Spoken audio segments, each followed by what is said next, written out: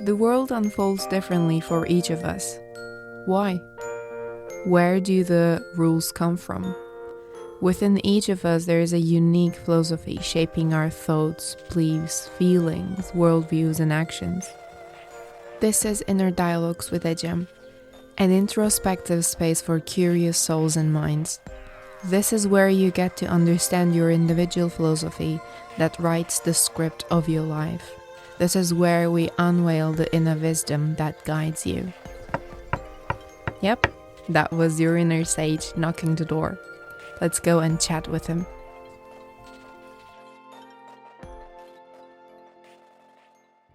Hi, it's Ecem. Welcome back to Inner Dialogues with me. Today I want to talk about knowledge. It's a big and general topic, so let's dive right into it. Before we start, if you have noticed my nasal voice, that is because I had a flu recently and my voice is a lovely sign for that. And that's what we need to roll with it today in this episode. But without further ado, let's get started. I recently started reading Oscar Wilde's aphorisms, and a couple of them stuck with me. One was the following, quote, "Education is an admirable thing, but it is well to remember from time to time that nothing that is worth knowing can be taught." End quote. This made me stop for a second and think about it. And then my mind completed it. Nothing worth knowing can be taught. It just has to be remembered. I questioned myself, where do my mind know this? Or better to say, what did trigger me to remember it? When I was studying philosophy and newly started falling in love with ancient Greek philosophy, I vividly remember the moment I was amazed by learning about the method Socrates, or probably better to say Plato, was using in his works. It was called method of Elenchus. It basically means that being in a structure of a dialogue with short questions and answers. The aim of the Socratic method is to help you remember the things you already know. Socrates is trying to show that I don't know anything, so I cannot teach you anything. I can just arise your thoughts that are already inside you. This is why the Socratic method is also called the meutic method. And here comes my nerd side. The word meutic, which is spelled as M-A-I-E-U-T-I-C,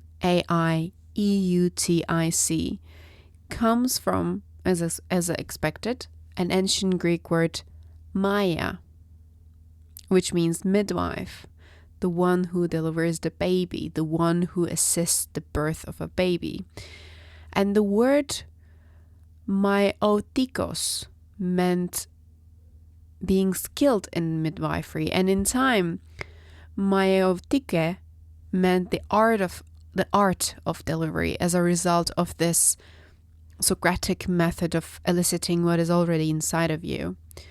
Through questions and reflections on his interlocutor's answers, Socrates was helping them give birth to their understanding, the knowledge that lies inside of them. The meutic method entails that the soul knows everything. It has been there before the body we have today, and it will be there once the body we have today will no longer be here. Since the soul knows everything and all we have to do is to stir the water, once it has been stirred, knowledge will come out. Once it has been stirred, we will remember the things we've already known. The concept of finding answers within is called recollection, in Socrates' words. The claim that all learning is recollection of what is already inside us entails that there cannot be any knowledge without an internal base. And that internal base is there because of our opinions of the things we think we know or we think don't know. I think our opinions are ways to reach our knowledge, and wisdom lies within.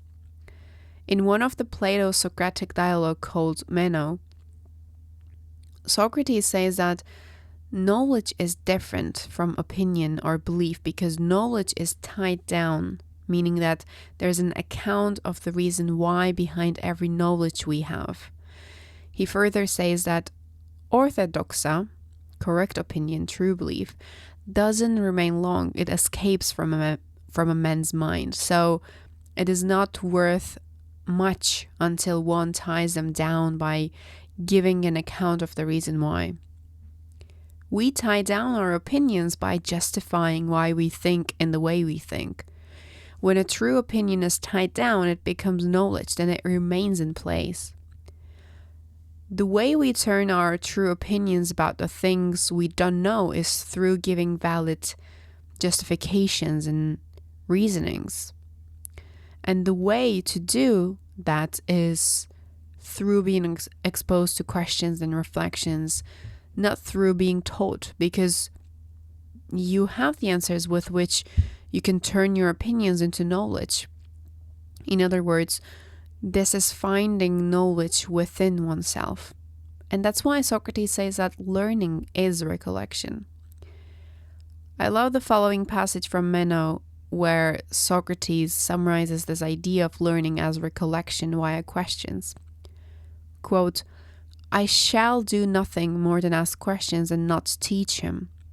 He will know it without having been taught, but only questioned, and find the knowledge within himself.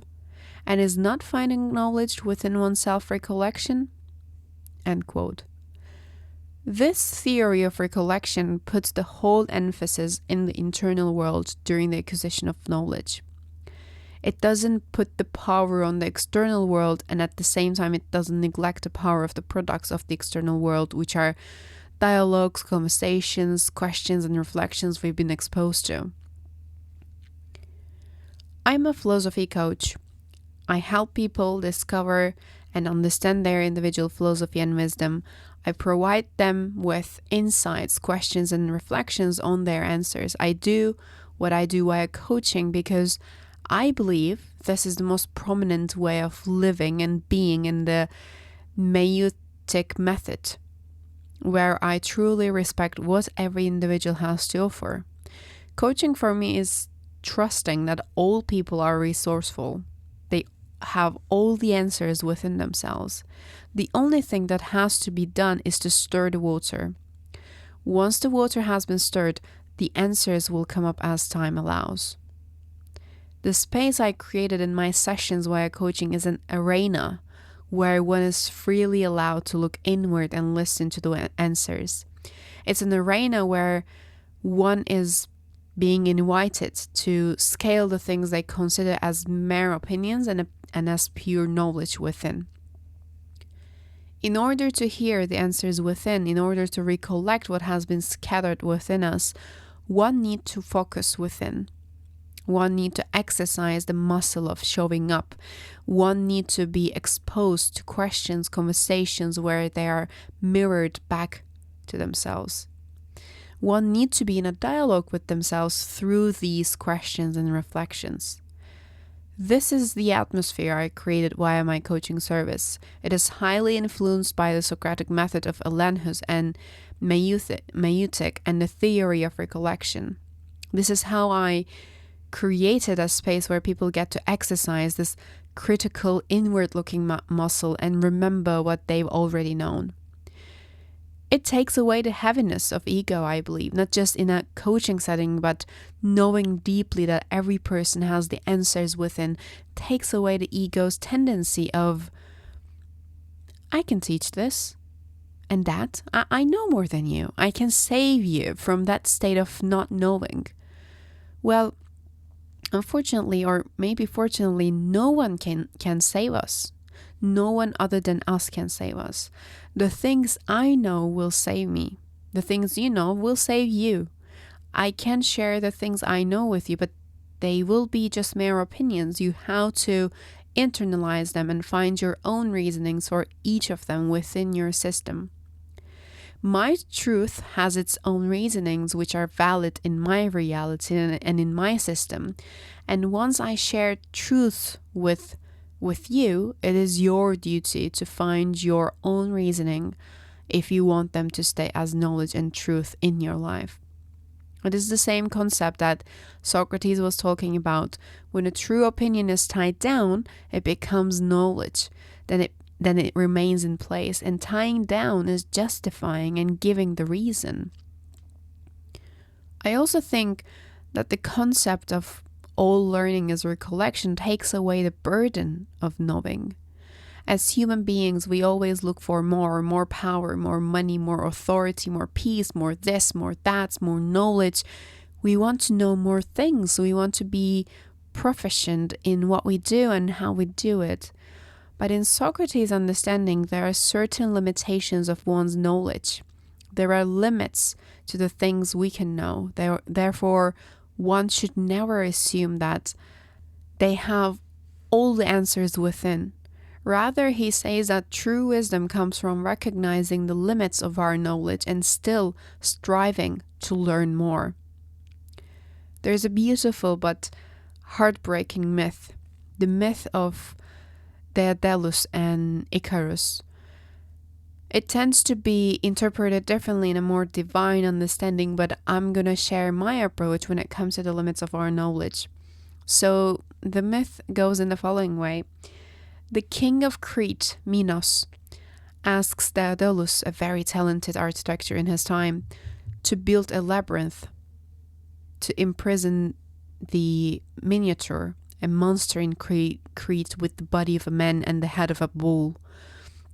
And Daedalus does build a quite complicated labyrinth, and as a result, the king keeps Daedalus and his son Icarus captivated so that they cannot share the secrets of the labyrinth. This very talented architecture creates wings from wax for both of them to escape away.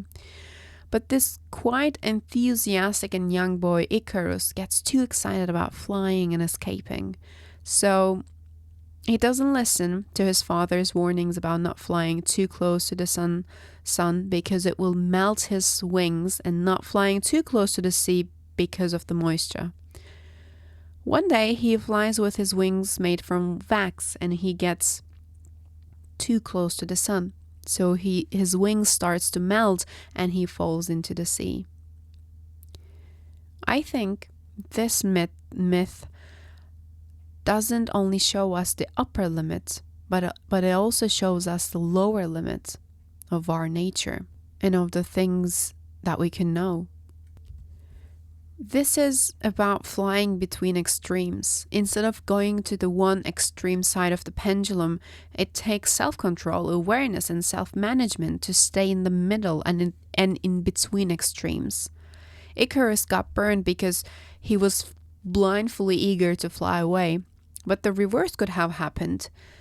He could have been afraid of flying too high, so he could have flown close to the sea, which would be, again, riding for a fall.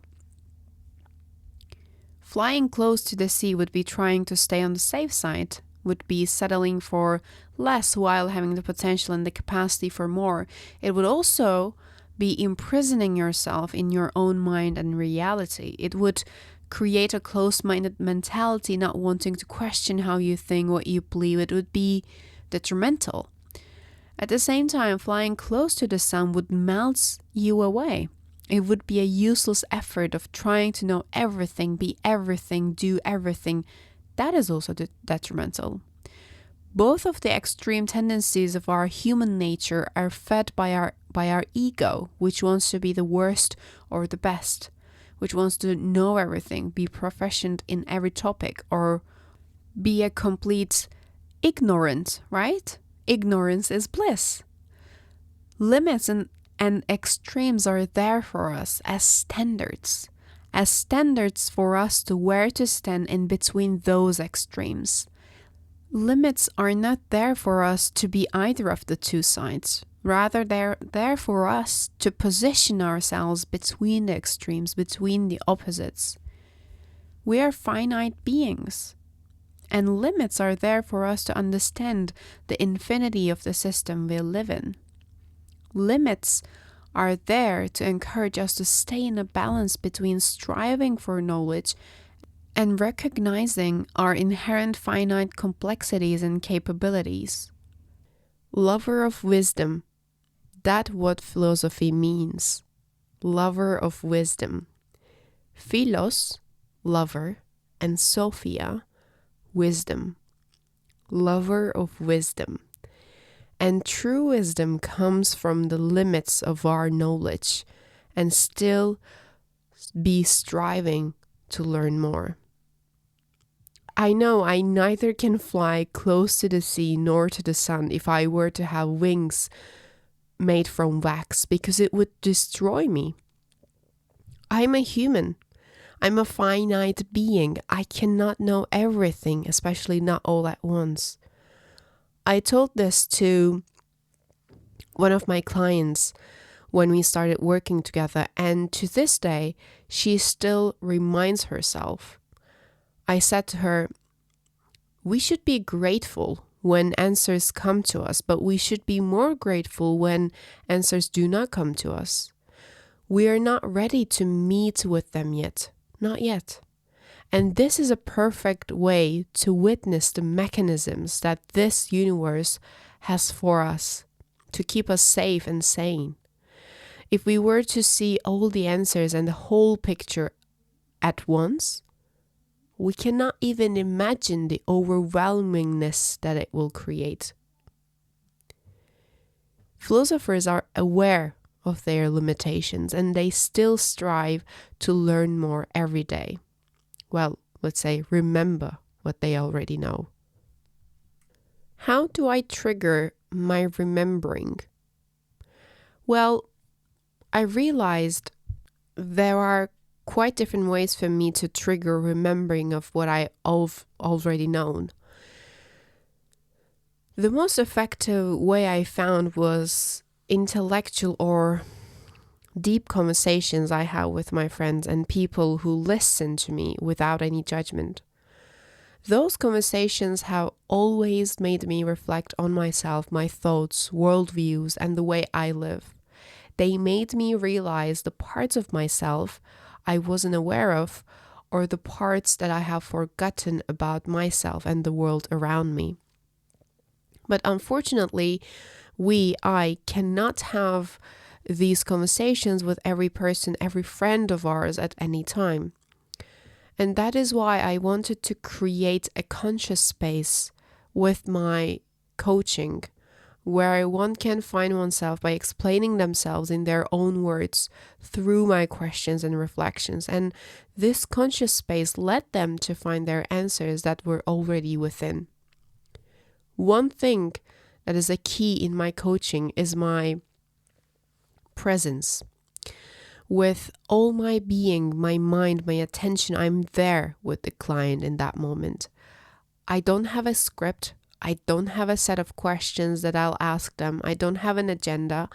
All I have is an arsenal, which is full of tools, mostly in the form of questions, that I gathered and accumulated over the years as a result of my journey in my spirituality, mindfulness, and all other self-work that I have been doing. But in my sessions, and while I'm listening to the client, I don't think about the arsenal I have.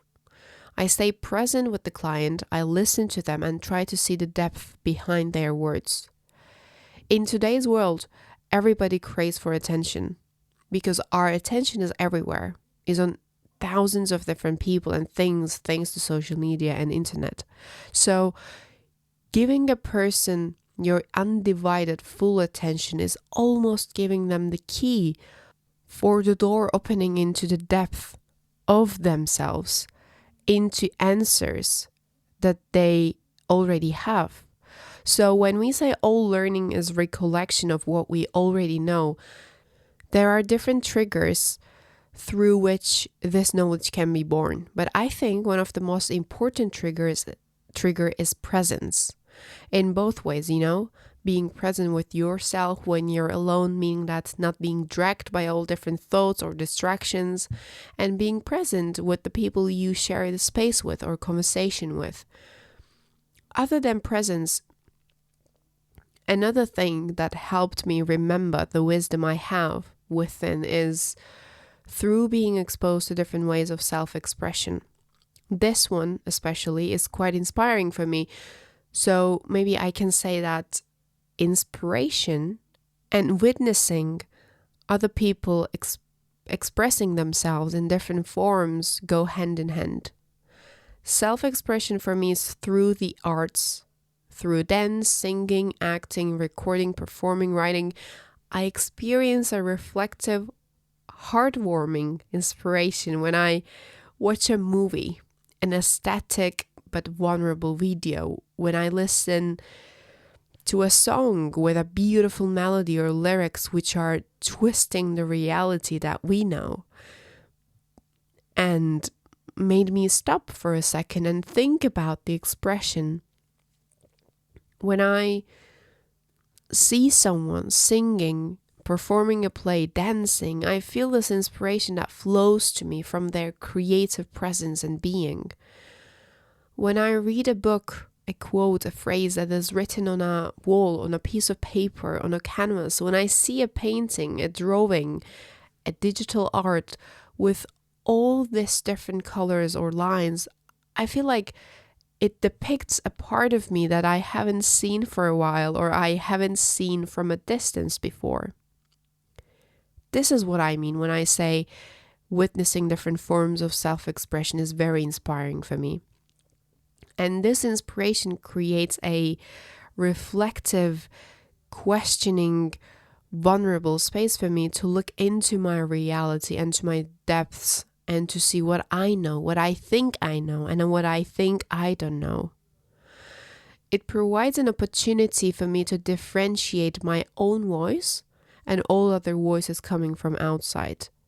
It provides an isolated reality for a second where I can only hear my voice and thoughts and see the shadows of all other voices and images coming from outer world, but not being crowded by them.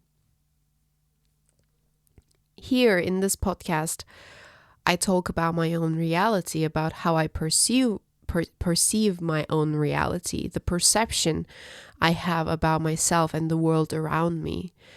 And the thing I wanted to create with this podcast was this inspirational but reflective space where listeners like you get to stop for a second and think about their own perceptions of their reality and of themselves.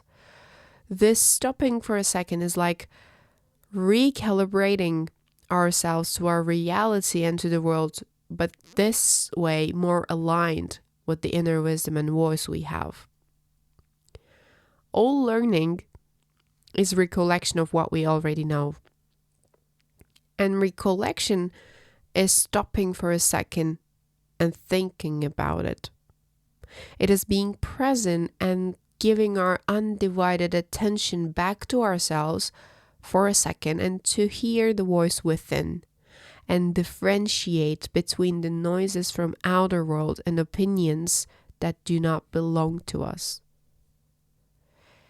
If anything created a question mark in your mind, or an exclamation mark maybe, or butterflies in your stomach, however you experience the cue for that bugging feeling of your reality, stop for a second and ask yourself, where do I know this? What is triggering me to remember this? Your answer will show you that if this is your wisdom or if this is an external voice. If this is your wisdom, then you'll be able to find your own reasoning behind that external voice, behind that idea coming from outside.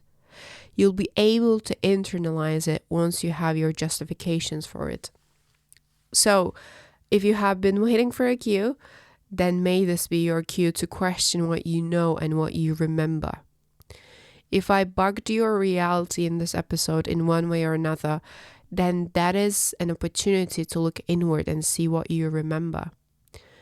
We should expose ourselves, our minds, to different opinions coming from all different people. But if we want to internalize those opinions, then we should stop for a second and find our own justifications and reasonings. Knowledge requires responsibility. Learning knowledge requires responsibility. Since all learning is recollection, recollection requires responsibility. And responsibility is finding our own justifications. I leave you with the words I started this episode with.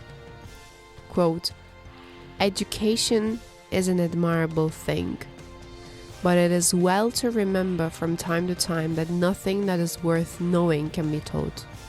End of quote. Nothing that is worth remembering can be taught, it just has to be remembered. Quote, "I shall do nothing more than ask questions and not teach him.